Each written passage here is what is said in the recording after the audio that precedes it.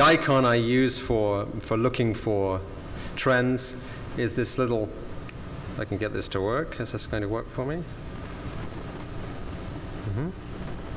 Maybe not.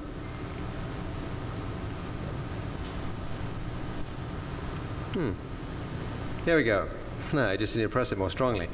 The icon I would use is this magnifying glass because I'm looking for clues.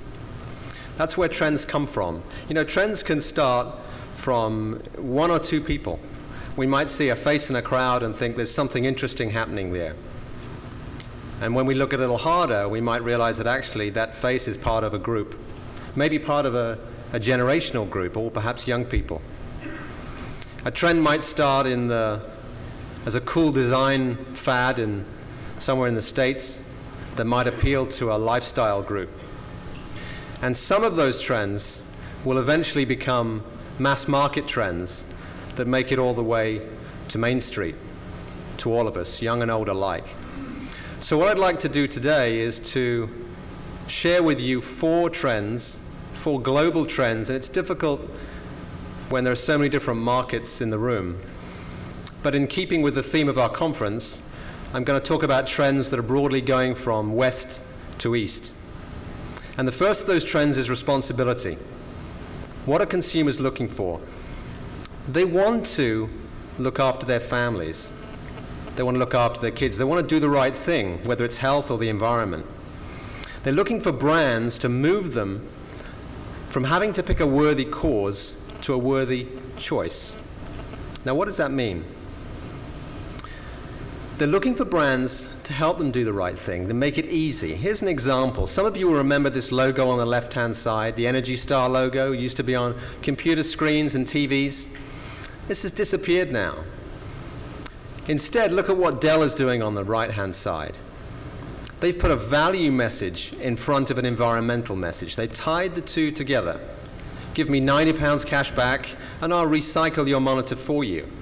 I'm helping you to do the right thing, but I'm also making it very easy to do that. And in these tough economic times, I'm giving you a financial reason to do it too. How about fair trade? You know, fair trade has been, for example, coffee has been linked with fair trade for many years. Do you know that still less than 1% of all coffee consumed is fair trade? Why? Because it's still harder to find. It's still a little more expensive to get hold of. So why did Starbucks choose only last year to make all of their coffee fair trade? Why? Because it makes it easier for the consumers to do the right thing. If there are people out there who only want to buy fair trade, they don't have to think about it with Starbucks anymore. Consumers are looking for an easy choice to do the right thing. They're not looking to crusade. Here's another example. This is from Carrefour in France, the hypermarket chain. I talked about coffee.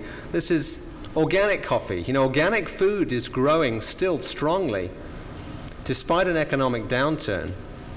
But the reason it's growing strongly is because large mass market consumer brands are getting behind it, using their buying power to make it very easy for consumers to find, in this case, an own label organic product at a price which is pretty close to what they want to buy.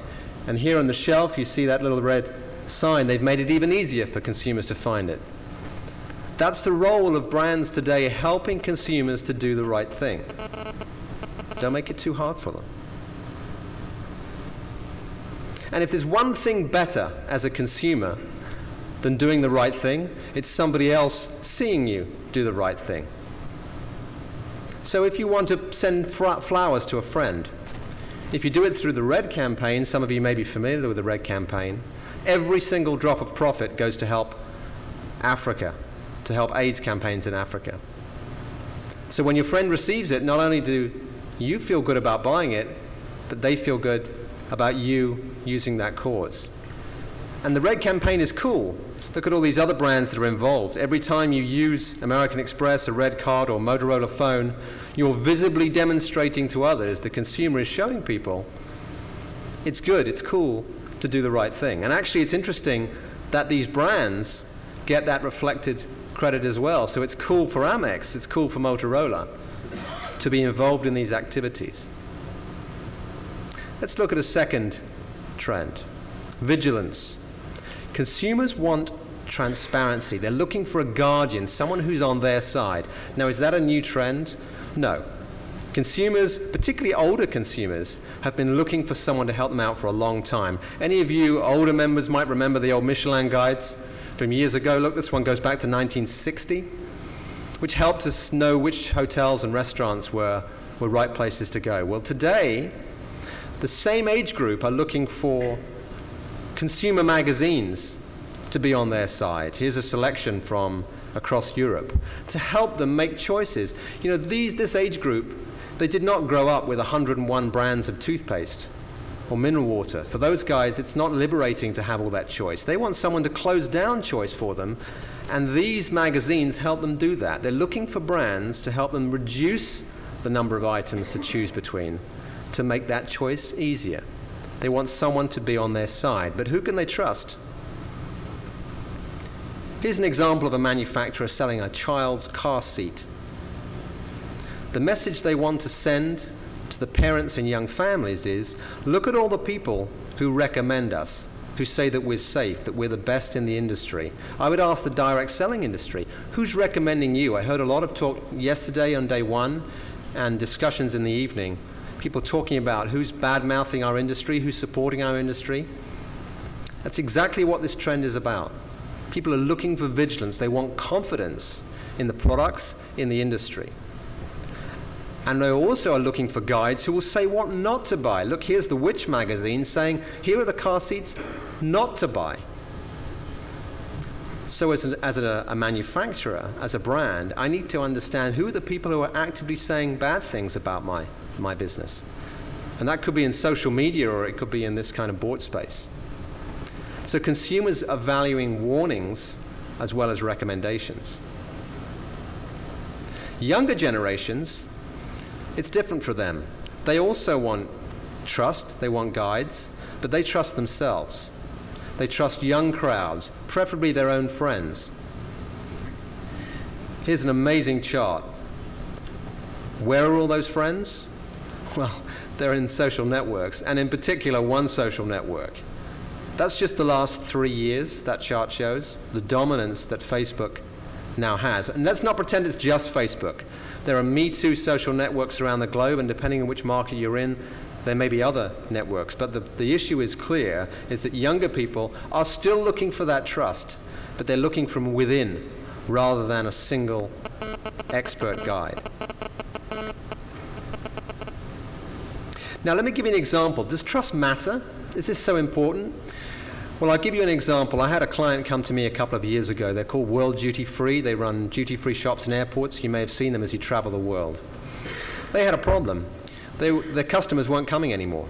People were still flying, but their customers were drying up. And they asked me, Rick, go and find the clues as to what is going on, to where our business is going.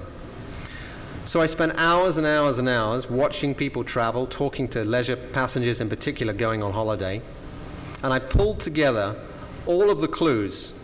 And you see here, you won't be able to read them along the bottom there, but all of the clues that matter to them. And the blue line shows this is how important these clues are to me.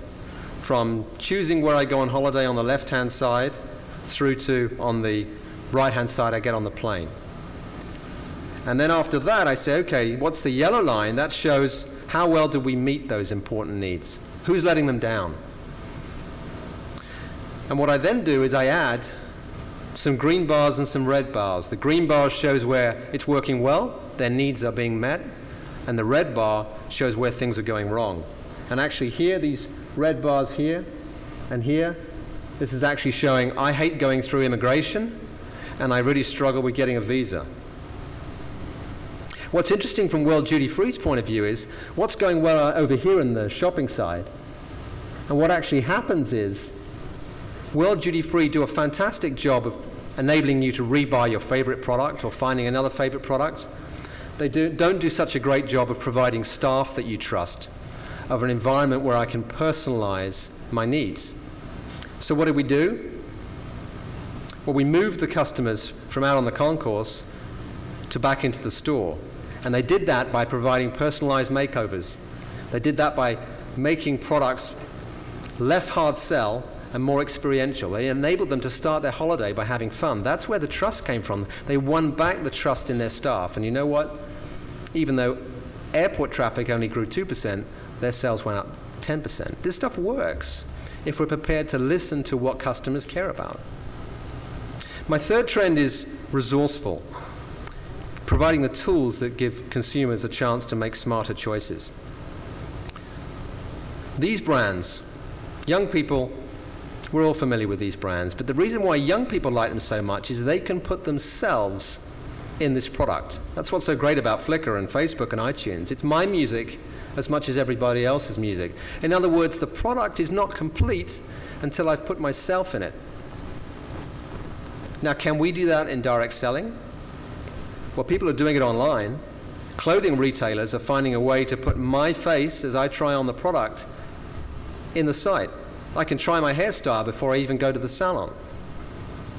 Now, if people can do that in a retail environment, why can't you do that on a one-to-one basis? And I think some of you, from the conversations I heard last night, are already starting to do that. And this trend is going to get stronger and stronger. Now, of course, smartphones are a huge trend, a big part of technology. I've shown an example here of a young lady waiting at a bus stop. She's checking her email. She's finding out where the bus is. And she's also checking on whether a parcel is being delivered to her home. Now, people call that multitasking, but you know, that's not quite right. You watch people use smartphones, and it's actually called multi-switching. What they're doing is they're doing lots of things, and they're swapping between them. It's not the same thing. I'll show you what multitasking looks like. I think you might have all done this. Have you tried drinking and driving at the same time? What happens? You do both of those things worse. It's inefficient to multitask. So my message for being resourceful is help your customers to switch between you and someone else easily. They want to find you quickly, but don't try and keep them there when they want to go and check their email or do something else. They will thank you for making their life smoother and move around more. Don't try and lock them in. You want to see some more examples of that? People moving backwards and forwards? People who want to buy into a premium brand but can't afford it, they thank people like Lidl and Netto and Aldi for enabling them to save some money sometimes so they can buy a premium product later. Maybe I want to go to a fast food restaurant a few times so I can afford to dine out. The key thing here is flexibility. If you lock people in, it makes them harder to switch up and down. So I'd ask you again, in your industry, are you making it easy for people to swap around? Are you helping them to save money so they can buy a premium brand once in a while? My final trend is networking. Put the connectivity into the proposition. We all know it's no new trend that if you get together in groups, you can achieve more. If you want to lose weight, a slimming club can help. If you want to get more out of the book you read, go to a book club. If you want to find a restaurant or a hotel that is well regarded, you could go to a review site. This example is Kite, 20 million people, the most popular review site in Europe now. But what about Groupon? We have to talk about Groupon. Groupon is changing the way people trade. Now, it's not for everybody, but the key thing about Groupon is, as a trend, is it's local, it's different every day, and it's addictive. What's also interesting is it doesn't make any money. Now, I'm not going to say that the Groupon business model works or is broken, but let's make no bones about it. In the last few months, eBay, Amazon, Facebook are all creating daily deal sites, or they're already trialing them. Your consultants, your customers in your businesses will be Groupon fans, whether it makes money or not. So I'd ask you again, what are you doing as a business to put that everyday local deal into your business? How is that helping you? So as a very quick run through, my takeaway to ask you is, from a responsibility, how is direct selling brands and businesses, how are you making your products feel like a worthy choice rather than some sort of crusade? Secondly, vigilance. Oh, I'm losing my machine here. Who are my customers turning to for advice? about goods in my product category? How can I inform them? Not just the ones that are supported